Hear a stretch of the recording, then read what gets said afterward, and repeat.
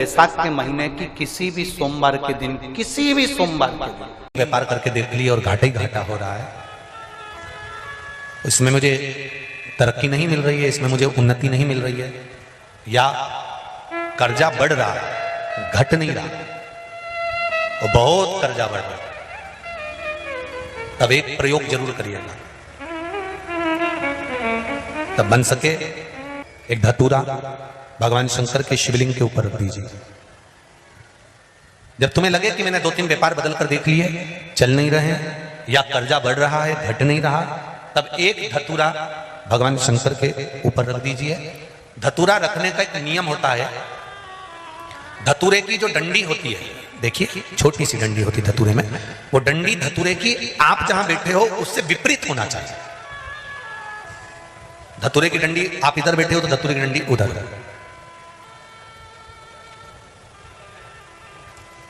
अपने को लग रहा है कि व्यापार मैंने बदल लिया, 2 बार 4 बार 6 बार व्यापार बदल के देख लिया और कर्जा बढ़ रहा है, पर व्यापार भी नहीं चल रहा।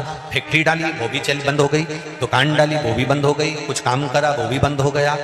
जहां संबंध के लिए जाते हैं संबंध नहीं होता है, बेटा बेटी बड़े हो गए, उनका कहीं जम नहीं रहा, बहुत प्रयास करके देख लिया पर हो नहीं रहा। तो धतूरे को रखिए पर डंडी विपरीत दिशा की ओर हो और एक लोटा जल धीरे धीरे उसी धतूरे के ऊपर आप चढ़ाना प्रारंभ कर दीजिए जो शिवलिंग के ऊपर रखा हुआ है।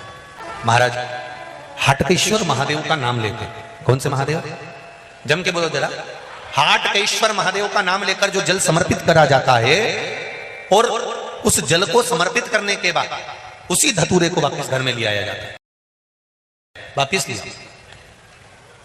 उसके बाद तुम जिस कार्य में हाथ डालोगे और जो कार्य करना चाहोगे उसमें सफलता मिलना चालू हो जाएगी और कर्जा भी धीरे धीरे चूकना प्रारंभ हो जाएगा। संबंध नहीं। बैसाख के महीने की किसी भी सोमवार के दिन पार्थिव शिवलिंग के निर्माण का, और उसमें एक बात कही गई कि जब संसार का मनुष्य मृत्यु लोक में रहने वाला मानव, मृत्यु लोक में रहने वाला मनुष्य मिट्टी के शिवलिंग का निर्माण करता है, पार्थिव शिवलिंग का निर्माण करता है, और जिस घर में पार्थिव शिवलिंग का निर्माण होकर उसकी पूजन होती है, घर का सदस्य उस पर अगर एक बूंद जल समर्पित कर देता है तो जितने घर के सदस्य होते हैं उस पार्थिव शिवलिंग के निर्माण को करने वाले होते हैं, पूजन करने वाले होते हैं, उनको 6 महीने तक किसी बड़ी बाधाओं को झेलना नहीं पड़ता, वो दुख अपने आप हट जाता है।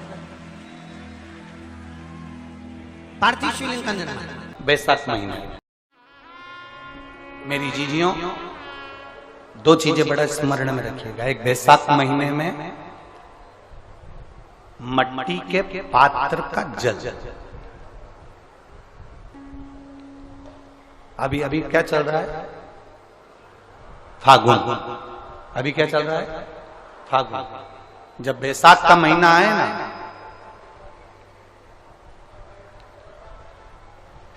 जितने यहां बैठे और जितने आस्था चैनल पर सुन रहे और जितने फेसबुक यूट्यूब पर कथा श्रवण कर रहे हैं, जितने मोबाइलों पर देख रहे हैं, प्रयास करना, बैसाख के महीने में मिट्टी के पात्र में जो रात्रि भर जल रखा हो, मिट्टी के पात्र में, अगर आपके पास में घड़ा हो, हंडा हो, नी हो, तो दिया हो, दीपक हो, कुल्लड़ हो, कोई भी तुम्हारे पास में जो मिट्टी का पात्र, उसमें जल भरना। वो जल बैसाख के महीने की किसी भी सोमवार के दिन, बैसाख महीने या किसी प्रदोष के दिन या बैसाख महीने के शिवरात्रि के दिन, वो मिट्टी के पात्र का जल अपने घर के प्रत्येक व्यक्ति का स्पर्श कराकर उस मिट्टी के पात्र के जल को तांबे के पात्र में डाल लीजिए और घर के प्रत्येक व्यक्ति का स्पर्श करा लीजिए और शंकर भगवान पर कुंदकेश्वर महादेव के नाम से समर्पित करिए। कुंदकेश्वर महादेव। कभी जीवन में पीछे पलट कर देखने की जरूरत नहीं पड़ेगी, आप उन्नति की सीढ़ी की ओर बढ़ते चले जाओगे। बैसाख महीने में मट्टी के पात्र का जल भगवान शंकर को समर्पित होना चाहिए, उसका सुख हमारे जीवन को एक आनंद फल प्रदान।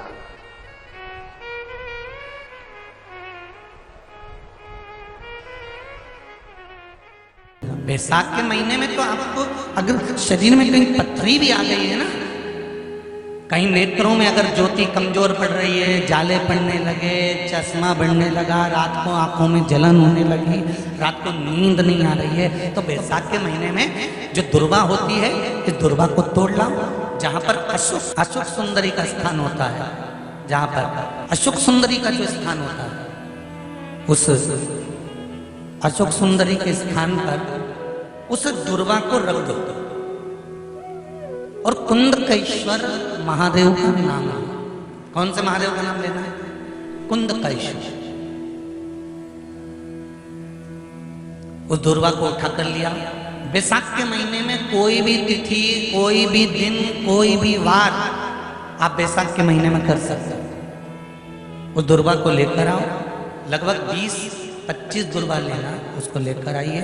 सुबह सुबह कुंदकेश्वर महादेव का नाम लेकर उसको खाना प्रारंभ कर दीजिए। एक दुर्वा रोज खाओ।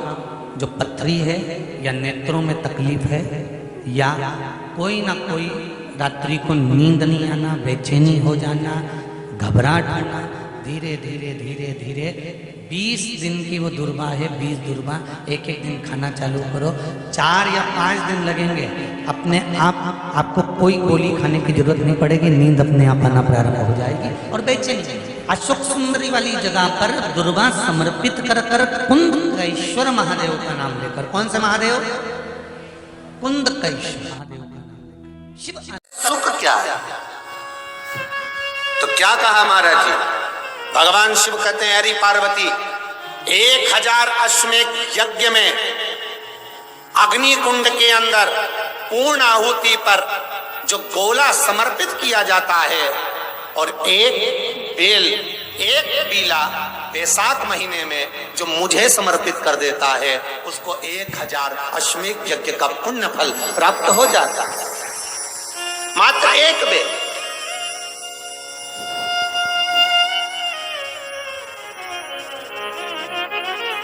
बहुत अच्छे से समझना महाराज, फिर समझ लीजिए।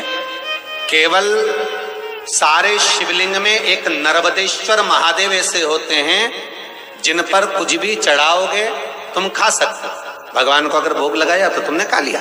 भगवान के शिवलिंग को अगर कोई वस्तु टच हो गई तो तुम पा सकते हो। मिठाई हो, चूरमा हो, लड्डू हो, पेड़ा हो, गुलाब जामुन हो, इमरती, भजिया, पकौड़ा, फल फ्रूट जो भी होगा वो पा सकते हो।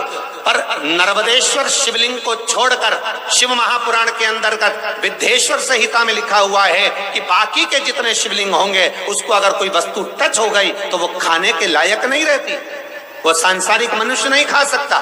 शंकर के मंदिर का प्रसाद संसार का मनुष्य उसको ग्रहण नहीं कर सकता। उसको केवल बैरागी, त्यागी, जिसने घर छोड़ दिया, परिवार छोड़ दिया, अपने कुटुंब कबीले को छोड़ दिया, केवल वही पा सकता है। ये शिव महापुराण की विद्धेश्वर संहिता कर रही है।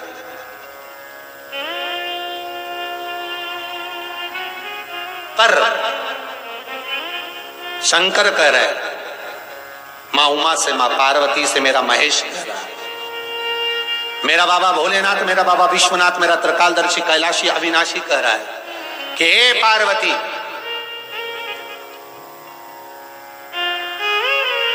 एक बीला, एक बेल जो मुझे समर्पित करता है और समर्पित करने के बाद उस बेल की महत्वता देखिए, जो बैसाख महीने में बाबा शंकर को जो चढ़ाया जाता है और 1000 अश्वमेध यज्ञ का पुण्य फल हम प्राप्त कर लेते हैं मात्र एक फल चढ़ाकर, मात्र एक फल चढ़ाकर।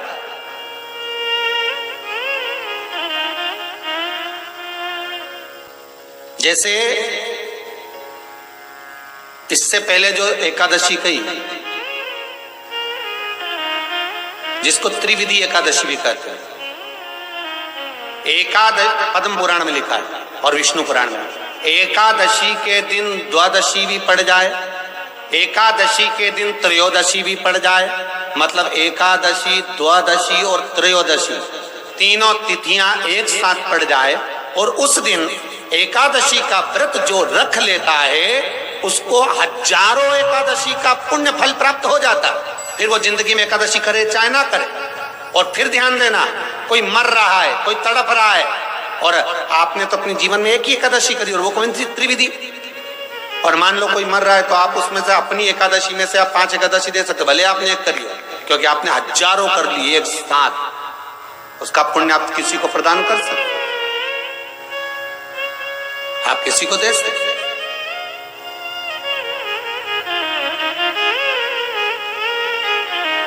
उसी तरह हे पार्वती, संसार का मनुष्य जब मुझे वो बेलपत्र समर्पित कर, वो बेल का फल समर्पित करता है, पार्वती वो फल जो मुझे चढ़ता है, फिर मैं भले नर्मदा के जल से निकला हुआ कंकर शंकर क्यों ना हूं, फिर चाहे मैं गंगा के जल से निकला हुआ कंकर शंकर क्यों ना हूं, चाहे फिर मैं यमुना के जल से निकला हुआ कंकर शंकर क्यों ना हूं, चाहे मैं सरयू के जल से निकला हुआ कंकर शंकर क्यों ना हूं, चाहे मंदाकिनी के जल से निकला हुआ कंकर शंकर क्यों ना हूं, हे पार्वती फिर जो भी शिवलिंग पर वो बेल समर्पित होता है, वो बेल उठाकर जीव अपने कार्य में ले सकता है। ये माँ उमा से कह रहा है। तो उस बेल की महत्वता जानेंगे। अब अपन उस बेल को जानने के लिए वापिस स्कंद पुराण में चले, तो स्कंद पुराण में लिखा हुआ है कि जो बेल बैसाख के महीने में शंकर को चढ़ाया जाता है, वो बेल का फल उठाकर रख लिया जाता है। बैसाख के महीने में उस चढ़े हुए, बाकी का आपको बेल का फल खाना हो तो बात दूसरी, पर चढ़ा हुआ जो बेल का फल है वो पूरा बैसाख नहीं खाना। बैसाख के बाद में अगला जो महीना आए, उस महीने के अंदर उस फल के अंदर का गुर्दा निकालकर उसको सुखा लीजिए, और सुखाकर जिस व्यक्ति को पत्थरी की बीमारी हो और जिस व्यक्ति को पेट में बहुत भोजन पचता ही नहीं है, पूरा शरीर पाचन क्रिया बेकार हो गई, उस व्यक्ति को केवल 7 दिन तक शंकर पर चढ़ा हुआ वो बेलपत्र प्रदान कर दीजिए। पत्थरी भी बाहर और पाचन क्रिया भी ठीक, जिंदगी भर तकलीफ नहीं। उस बैसाख में उस फल की इतनी महत्वता बाबा भोलेनाथ स्कंद पुराण, लिंग पुराण, नर्मदा पुराण, पद्म पुराण के अंतर्गत, शिव महापुराण के अंतर्गत वर्णन कर उसकी महत्वता। वो बेल का फल साधारण नहीं हो सकता।